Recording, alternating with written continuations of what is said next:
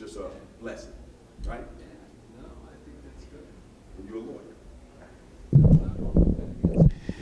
lawyer. Folk, just flip that for me, Ken. Yeah.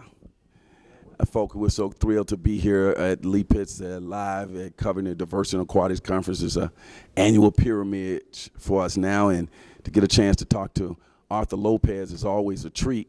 We got a chance to hear his presentation today and to see the work that he has done in the past out there with his swimming program. Is just inspiring for everybody. So I'm so thrilled to sit here next to a board member of the Diversity in Aquatics, Arthur Lopez, who's also a attorney. Arthur, let's get exactly what do you do as it relates to non-swimming. I'm sorry. All I wanted to do was hug this guy.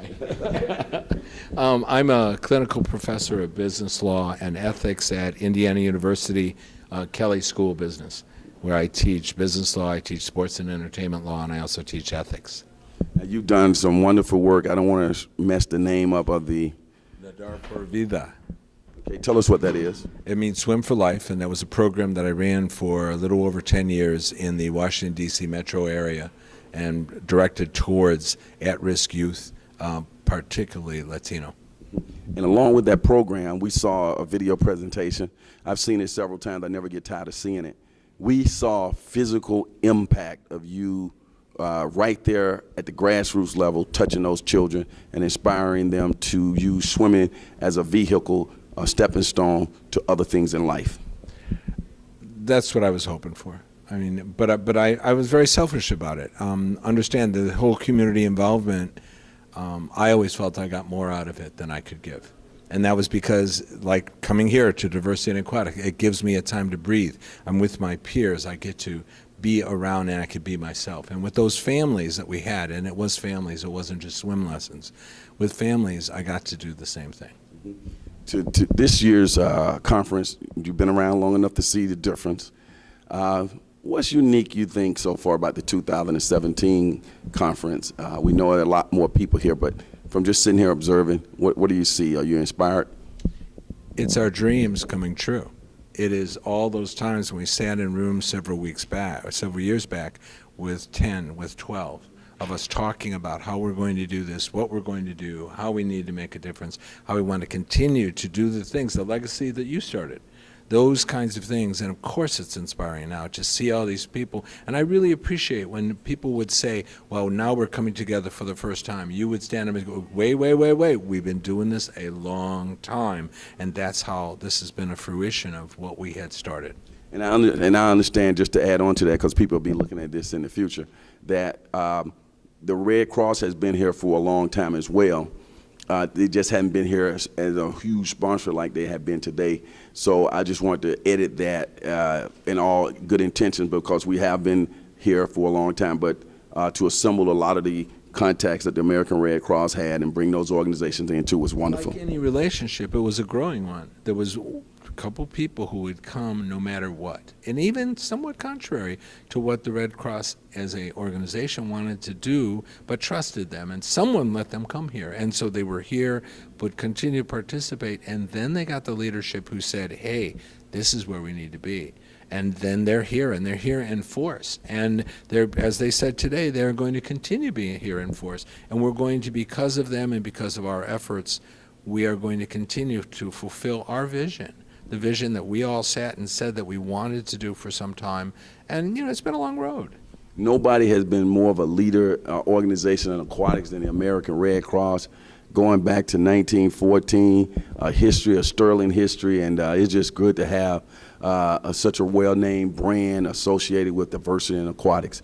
Tell our television audience, what is Diversity in Aquatics?